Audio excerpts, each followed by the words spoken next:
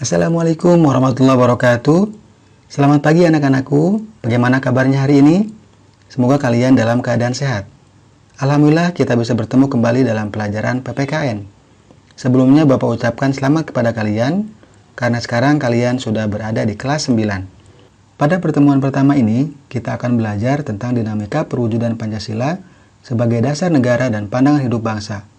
Nah, untuk memahami materi ini, tentunya kalian harus senantiasa menjaga semangat belajar dengan tekun, disiplin, serta mampu mengamalkan nilai-nilai Pancasila dalam kehidupan sehari-hari. Kali ini Bapak akan bercerita tentang penerapan Pancasila dari masa ke masa. Yang pertama, yaitu masa awal kemerdekaan tahun 1945 sampai 1959. Pada awal kemerdekaan ini, penerapan Pancasila sebagai dasar negara dan pandangan hidup menghadapi berbagai masalah. Ada upaya-upaya untuk mengganti Pancasila sebagai dasar negara dan penyimpangan terhadap nilai-nilai Pancasila.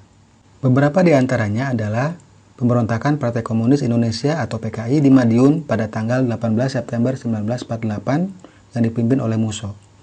Yang kedua, pemberontakan Darul Islam atau Tentara Islam Indonesia yang dipimpin oleh Sekar Maji Marijan Kartosuwiryo. Pemberontakan ini ditandai dengan didirikannya Negara Islam Indonesia oleh Kartosuwiryo pada tanggal 7 Agustus 1949. Yang ketiga yaitu pemberontakan Republik Maluku Selatan atau RMS. RMS merupakan sebuah gerakan separatisme dipimpin oleh Christian Robert Stephen Somokil. Lalu yang keempat, Pemerintah Revolusioner Republik Indonesia atau PRRI atau Perjuangan Rakyat Semesta yang dipimpin oleh Saripudin Prawira Negara dan Pence Sumual tahun 1957 sampai 1958 di Sumatera dan di Sulawesi. Lalu yang kelima adalah APRA atau Angkatan Perang Ratu Adil. Angkatan Perang Ratu Adil ini merupakan milisi yang didirikan oleh Kapten KNIL Raymond Westerling pada tanggal 15 Januari 1949. Lalu yang keenam, perubahan bentuk negara dari Republik Indonesia Serikat menjadi Negara Kesatuan Republik Indonesia.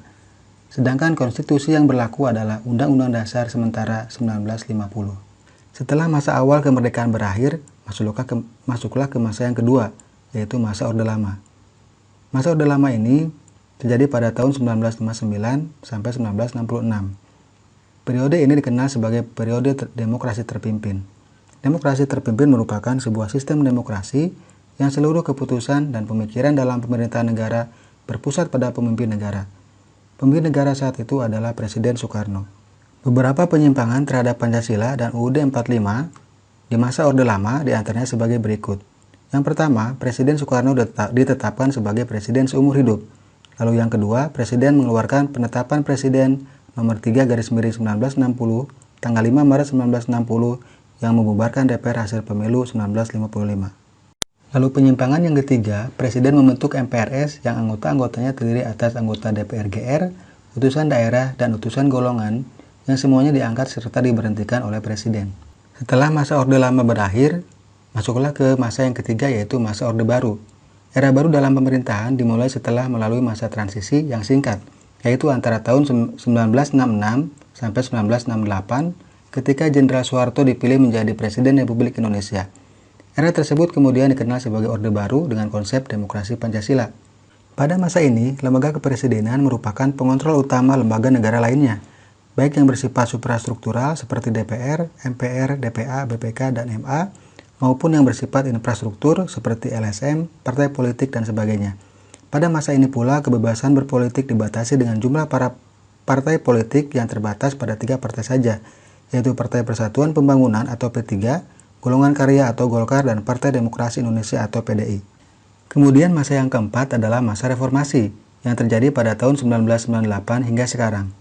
Pada masa reformasi, penerapan Pancasila sebagai dasar negara terus menghadapi berbagai tantangan.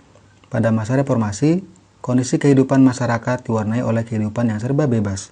Pada masa reformasi, terdapat beberapa hal negatif yang timbul sebagai akibat penerapan konsep kebebasan yang tanpa batas, seperti munculnya pergaulan bebas, pola komunikasi yang tidak beretika, peredaran narkoba dan minuman keras, aksi anarkisme, serta vandalisme, sehingga memicu terjadinya perpecahan dan penurunan moral.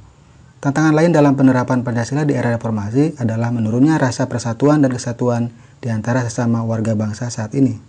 Anak-anakku, demikianlah cerita atau penjelasan tentang penerapan Pancasila dari masa ke masa. Semoga kalian dapat memahaminya dengan baik.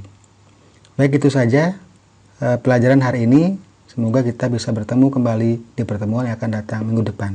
Terima kasih. Assalamualaikum warahmatullahi wabarakatuh.